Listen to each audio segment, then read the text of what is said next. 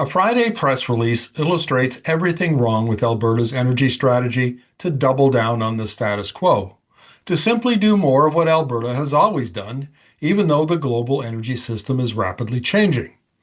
Premier Danielle Smith is sending Energy Minister Brian Jean and Utilities Minister Nathan Neudorf to a Washington conference to advance partnerships and lay the foundation for advancing North American energy dominance and alleviating global energy poverty.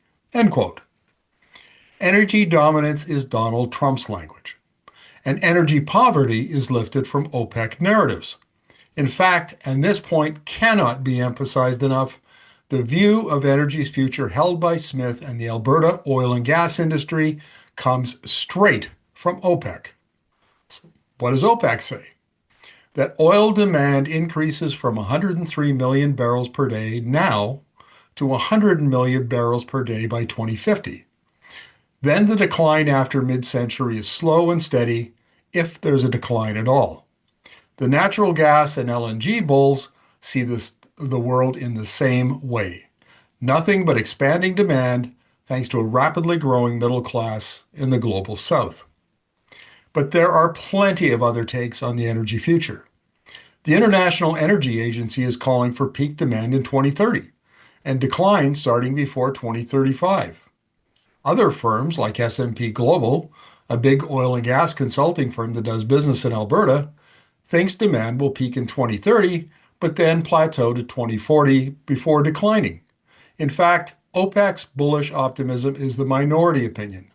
The reason is China, which is rapidly electrifying its economy to the point where peak oil demand is expected this year or next. And China is exporting huge volumes of electro technologies like solar panels, batteries, and EVs to the global south, which OPEC is counting on to supply all the consumption growth for hydrocarbons. China is now firmly in the driver's seat of the energy transition. Canadians don't talk about the energy transition. Smith and the oil CEOs dismiss the IEA as a political activist organization, which is laughable to anybody outside North America. Smith is fond of saying that all reputable forecasts support her view of the energy future, when in fact it's only a handful, like OPEC. The majority are closer to the IEA, and a few are even more aggressive. When Canadians do talk about the energy future, it's always through the climate lens. Justin Trudeau did this when he was Prime Minister. Mark Carney does it. We need to stop. Watch my May 29th interview with Dan Walter, an analyst with Ember Energy. He explains how electro technologies are now simply better, cheaper, more efficient, and better performance. And they're going to get better and better as the technology improves and economies of scale continue to drive down costs. At the very least, the energy transition is a significant risk factor for the global oil and gas sector, though it's more likely, in my opinion, to be an existential threat.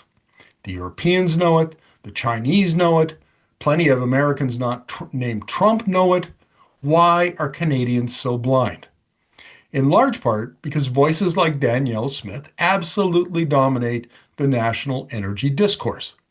Every energy reporter in the mainstream media, and believe me, we only have a few, is preoccupied with oil and gas or climate or both.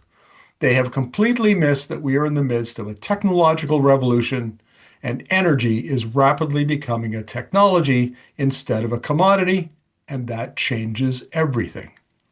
Therefore, I'd like to propose a two-part alternative to the Alberta strategy. Minimize risk by maximizing the oil and gas assets we have already instead of building new ones and investing in new opportunities, some of which are actually tied to oil and gas, that are consistent with the accelerating electrification of the global economy.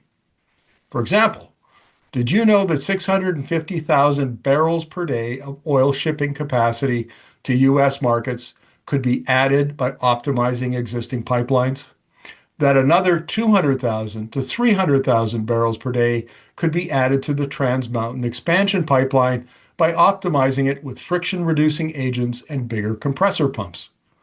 That partial upgrading technologies can reduce or eliminate the 30% of diluted bitumen that is valueless light hydrocarbons, thus freeing up hundreds of thousands of barrels per day of new capacity in existing pipelines. Why aren't we maximizing that infrastructure instead of talking about new pipelines? Why isn't this option on the table for discussion?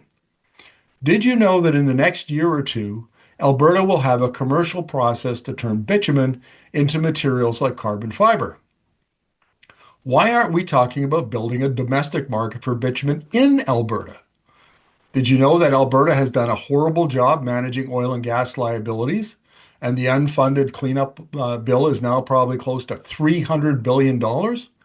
Or that Alberta's heavy crude oil has the highest greenhouse gas emissions intensity of any of its competitors, which in the not too distant future could be a significant competitive disadvantage in markets like Europe and China? Why aren't Canadians talking about these narratives? Well, the answer is simple. They don't know about them. And that's largely because the current energy conversation is dominated by incumbents, oil companies and utilities, business leaders, politicians like Smith, mainstream news media. It's a long list. And these folks benefit from the status quo. Anticipating and preparing for change is not in their short-term interest, but it is in the interests of Canadians, whose jobs and businesses are on the line. Now, let me make a shameless plug for Energy Media here. We do report on the energy transition. We interview global experts, discuss a wide variety of international reports and studies that have implications for Canada, and we talk about alternative approaches to the energy status quo. We criticize governments of all political stripes that are more invested in the status quo than adapting to change.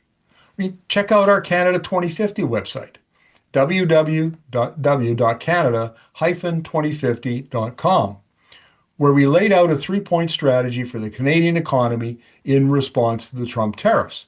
That's the kind of work we do. Canada needs alternative voices with fresh ideas rather than the same old from Smith and the oil companies. Energy Media platforms those voices. Subscribe by clicking on the bell in the upper right corner of your YouTube screen. Support our journalism by becoming a member for as little as $4.99. Now look, I didn't intend for this to become an Energy Media promotional video, but Canada needs people to step up for change. So, we're volunteering for duty. Come join us.